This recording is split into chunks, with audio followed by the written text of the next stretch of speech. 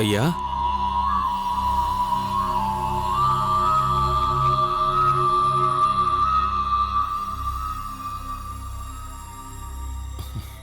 வணக்கம். யார் நீங்க? என்ன வேணும்? தர்மலிங்கம் இருக்காருங்களா? அவரை நான் கொஞ்சம் பார்க்கணும். நீங்க யாரு?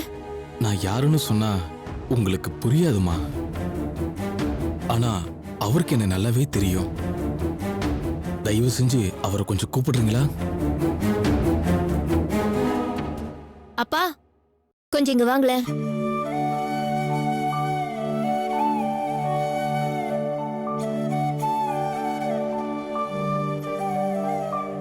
வணக்கம்.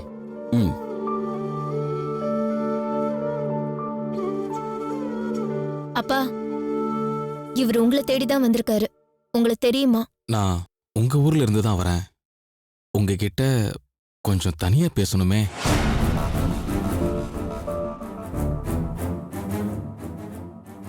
வந்து எனக்கு நீங்க யாருன்னு சரியா தெரியலீங்களே. என்ன உங்களுக்கு நல்லா தெரியும். கொஞ்சம் நிதானமா யோசிச்சீங்கன்னா உங்களுக்கே தெரியும்.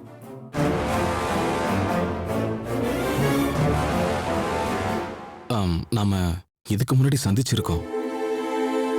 அதை விட ரொம்ப முக்கியம், நான் உங்க ஊர்க்காரன். கொஞ்சம் நல்லா யோசிச்சு பாத்தீங்கன்னா நான் யாருன்னு உங்களுக்கு தெரியறது ரொம்ப கஷ்டமா இருக்காது. நான் உங்ககிட்ட தனியா பேசலாமா? சரி, உள்ள வாங்க. வாங்க.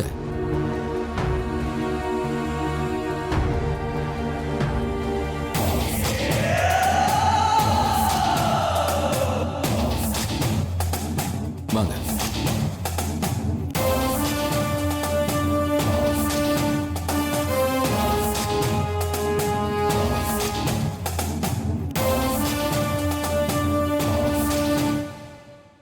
சொல்லுங்க, என்ன விஷயம்?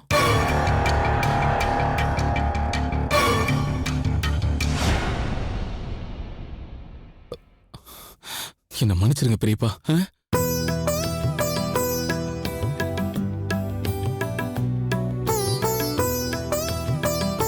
பெரியப்பா, நான் தான் பெரியப்பா, சந்திரன். சந்திரனா? பெரியப்பா, என்ன போலீஸ் தேடிக்கிட்டு இருக்கு. அதனாலதான் நான் இந்த மாதிரி மாறு வேஷத்துல வந்தேன். நான் இப்ப உங்களை பார்க்க வந்ததுக்கு காரணமே எனக்கு எந்த உள்நோக்கமும் கிடையாது பெரியப்பா. உங்ககிட்ட ஒரே ஒரு உண்மையை நான் சொல்லணும், அதுக்காக தான். சந்திரா, சரி வா, உட்காரு. உட்காருப்பா.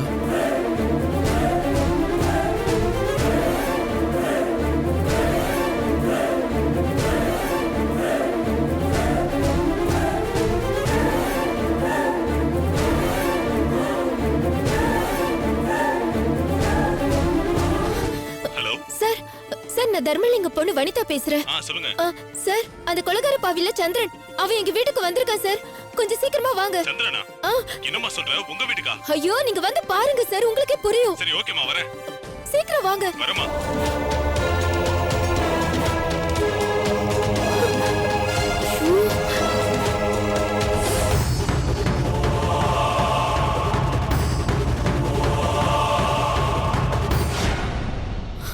அம்மா,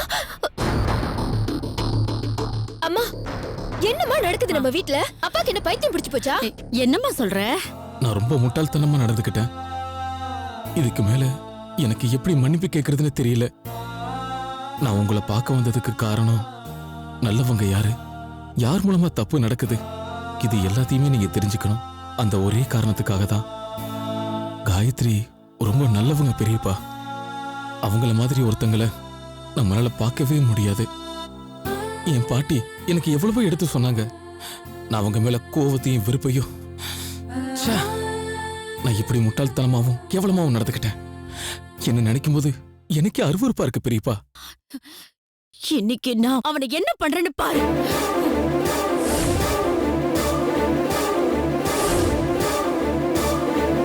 அம்மா, அம்மா. சந்திரா, எனக்கு ரொம்ப ரொம்ப சந்தோஷமா இருக்குடா. நீ இப்படி பேசுறத கேட்கறதுக்கு எனக்கு எப்படி இருக்கு தெரியுமா? சொல்லு சந்திரா. இப்ப நான் உங்ககிட்ட பேச வந்த விஷயம் என்னன்னா,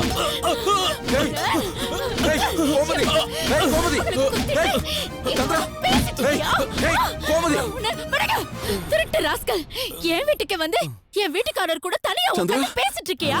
டேய், உன்னை நான் சும்மா விட மாட்டேன்டா. ஐயோ கோமதி, என்ன பண்ணிட்டு இருக்க நீ? நீங்க அவனை எதுக்கு இப்படி பண்ற? நீங்க சும்மா இருக்கீங்களா? அறிவியல் உங்களுக்கு உங்களுக்கு என்ன மூளைகள வழங்கி போச்சா? யாருங்க இவன்? யார் இது சந்திரன்? எதுக்கு இவன் நம்ம வீட்டுக்கு வரணும்? சந்திரா, அயோக்கிய கிரிமினல்ங்க இவன். நம்ம காயத்ரியோட கருவு கலச்ச கொலைகார பாவி இவன். இவனுக்கு போய் நீங்க வக்காலத்து வாங்கி பேசிட்டு இருக்கீங்க. எந்திரிங்க. ஐயோ கோமதி, புரியாம பேசுறியே. நீ நினைக்கிற மாதிரி எல்லாம் எதுவுமே இல்ல. சந்திரன் தப்பான நோக்கத்தோட காயத்ரி எதுவுமே செய்யல. நீங்க வாய மூடுறீங்களா? இன்னொரு தடவை இந்த மாதிரி இவனுக்கு வக்காலத்து வாங்கி பேசுனீங்க, எனக்கு கெட்ட கோபம் வந்துரும். ஐயோ, நான் உனக்கு எப்படி புரிய வைப்பேன்னு தெரியல. சந்திரா, சந்திரா, அவனை நான் சும்மா இரு கோமதி. விடுங்க. சந்திரா, சந்திரா, கண்ணு திறந்து பாருடா. டேய் சந்திரா, சந்திரா, டேய், ஐயோ சந்திரா.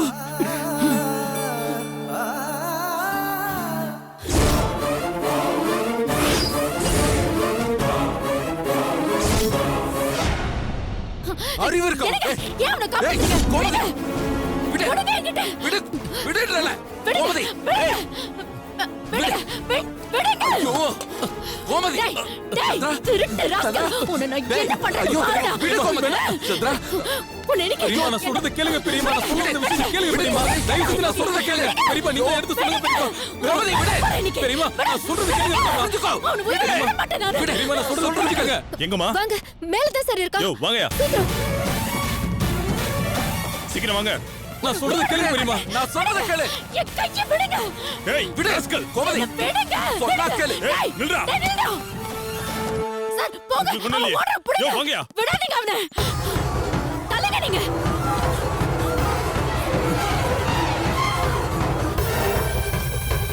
கான்ஸ்டபிள் சீக்கிரம் வாங்கயா.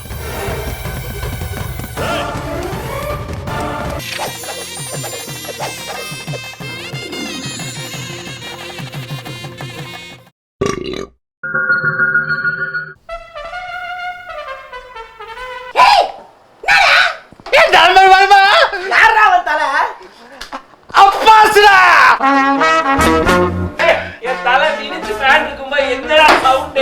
உன் தலைவன் மாதிரி இல்லடா என் தலைவன். 2 படம் ஹீரோவை நடிச்சான்டா, ஓடல. சீரியலுக்கு வந்தா 2 வாரத்துல தூக்குனாங்க. கக்கூஸ் வல்லபுரத்துல அடிச்சு கம்பியா பண்ணிட்டான்டா என் தலைவன். தெரியுமா உனக்கு? யாரு அவரு? எனக்கே அவரை பார்க்கணும் போல இருக்கு.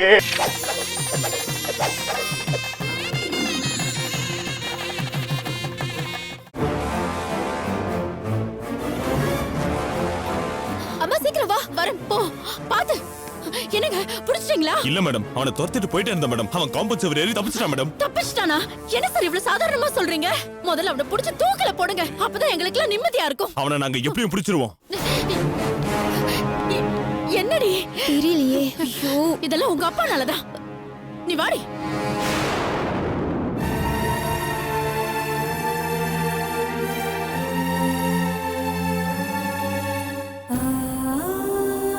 குழந்தை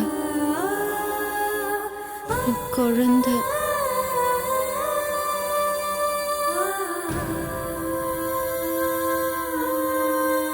குழந்தை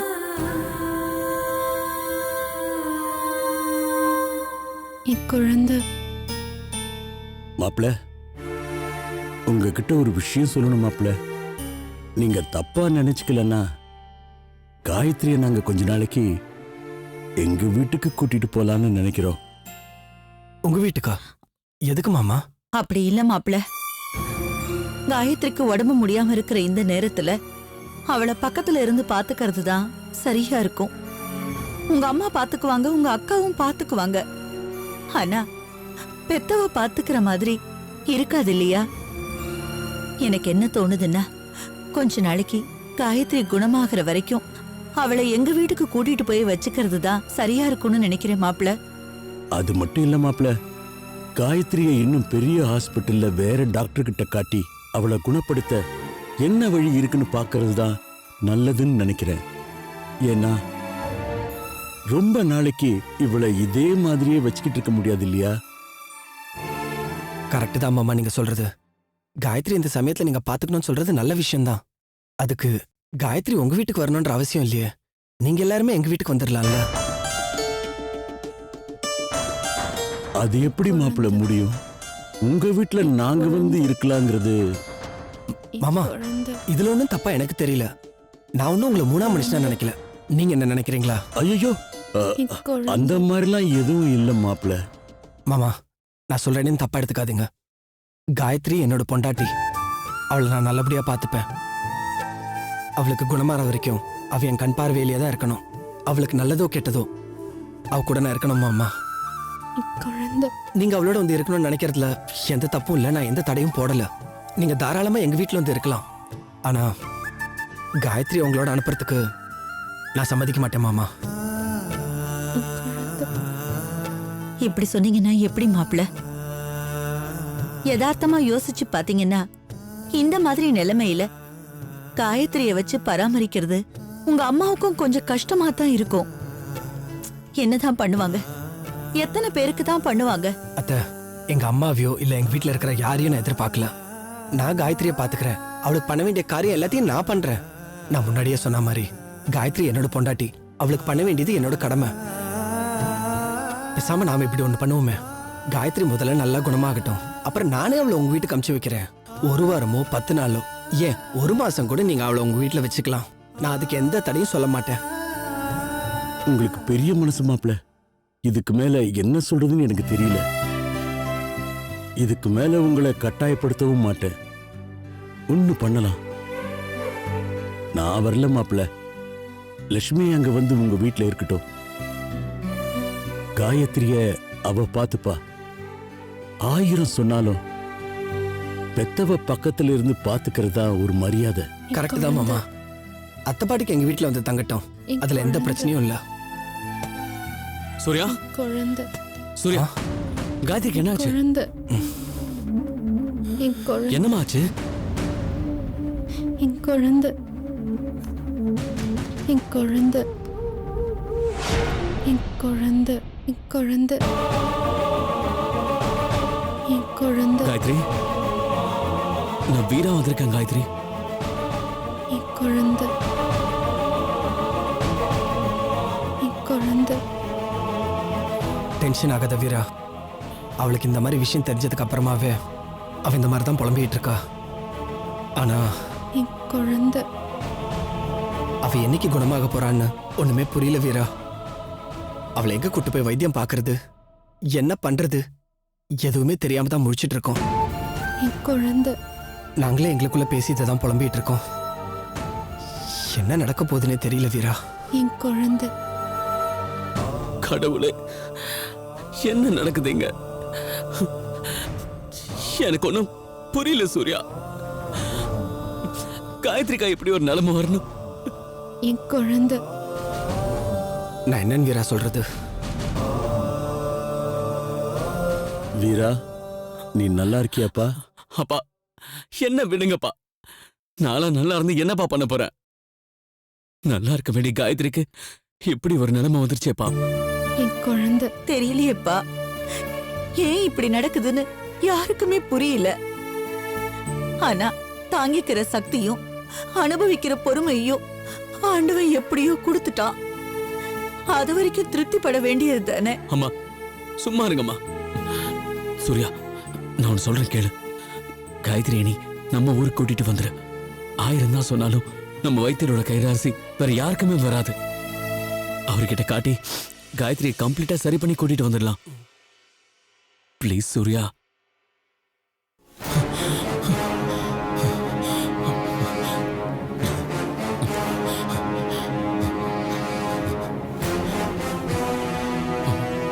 என் குழந்தை என் குழந்தை ஒரு நிமிஷம். என் குழந்தை என் குழந்தை என் குழந்தை வேணும்.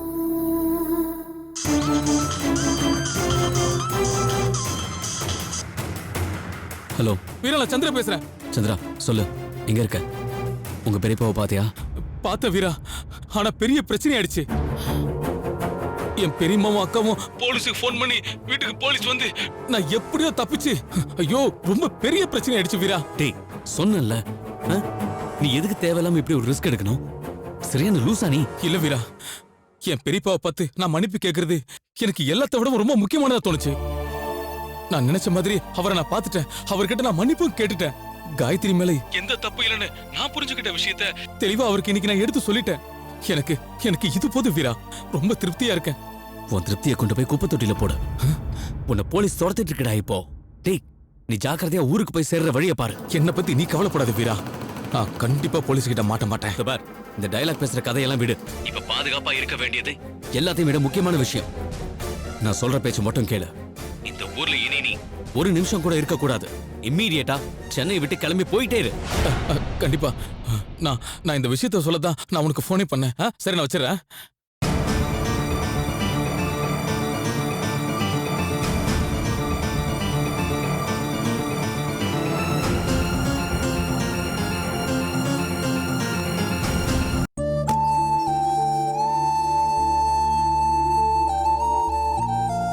மெதுவா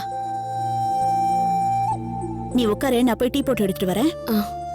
கொடுங்க.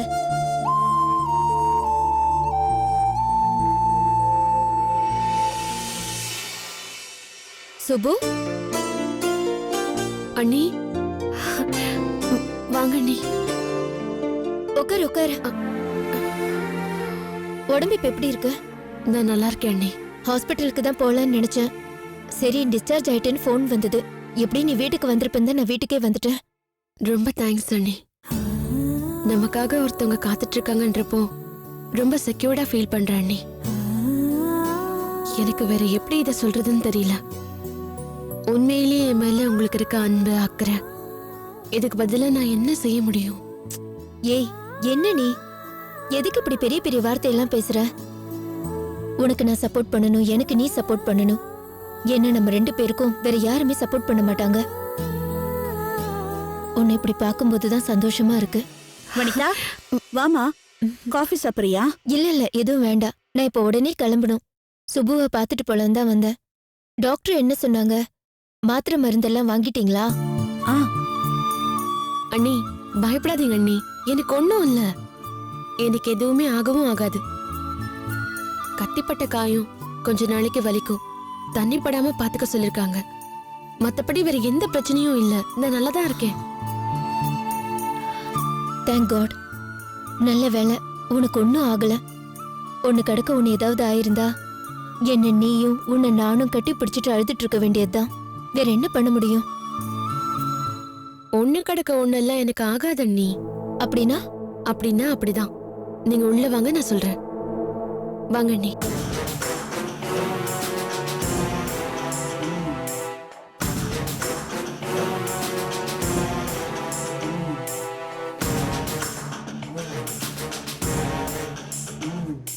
ஏன் ராணி, இவங்க 2 பேரும் அப்படி என்னதான் பேசிப்பாங்க? உங்களுக்கு ஏங்க அதை பத்திலாம்? அதுக்கு இல்ல, ஆஸ்பத்திரியில வடிச்சு கூத்து. சத்தமா பேசாதீங்க. நம்ம வாயால எதையுமே சொல்ல வேணாம். தானா யாருக்கு எப்படி தெரியணுமோ அப்படி தெரிஞ்சுட்டு போட்டோம். ஆனா நடக்கிறதெல்லாம் பார்த்தா எனக்கு ரொம்ப பயமா இருக்குங்க. இந்த பொண்ணு இனிமே திருந்தவே மாட்டாளோன்னு எனக்கு தோணுது. எனக்கும் அதான் ராணி கவலையா இருக்கு. அவ எதை செஞ்சாலும் திடமா செய்யறாள. தீர்மானமா இதுதான் நடக்கும்னு சொல்றா, இப்படித்தான் இருப்பேங்கிறா. இதுல நீ தலையிடாதன்னு சொல்றா. இவ்வளவு வேகம் வாழ்க்கைக்கு உதவுமான்னு எனக்கு தெரியல. தப்பாவே இருந்தாலும் தங்கச்சி ஆச்சேன்னு ஒரு பக்கம் தோணுது. இன்னொரு சமயம் யோசிச்சு பார்த்தா அவளை திருத்தி சரி பண்ண துப்பு இல்லாம போச்சேன்னு எனக்குள்ள வெக்கமா இருக்கு. நீங்களும் நானும் தான் இத பத்தி புலம்பிட்டு இருக்கோம். அவ எங்க இத பத்தி நினைக்கிறா, கவலைப்படுறா? பாருங்க, கதவு மூடிக்கிட்டா. அடி பாவி. வேற வழியே இல்ல நீ. 2ல ஒரு கரு தான் தங்கும்னா அந்த ஒரு கரு என்னோடதான் இருக்கணும்னு என் மனசுல அழுத்தம் திருத்தமா பட்டுச்சு. நான் நினைச்ச மாதிரி தான் இருக்கு கடைசியில. பாத்தீங்களா? வெளியில யார்கிட்டயும் சொல்லிடாத சுபு. நீ ஓப்பனா பேசுறேன்னு இந்த மாதிரி எல்லார்கிட்டயும் எனக்கு ஏற்கனவே தெரியும். காயத்ரி குழந்தை கலையும்னு நான் எதிர்பார்த்தேன்னு சொன்ன அப்புறம் உன்னை பயங்கரமான வில்லின்னு சொல்லிடுவாங்க. சொல்லிட்டு போட்டோம் அண்ணி. வார்த்தையில என்ன இருக்கு?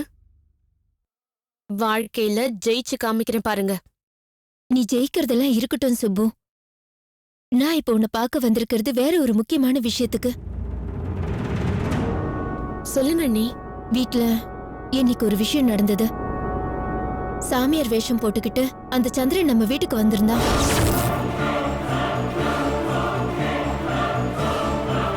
இது சந்திரனா? இதுக்கே ஷாக் ஆயிட்டா எப்படி? முழுசா நான் சொல்றது கேளு.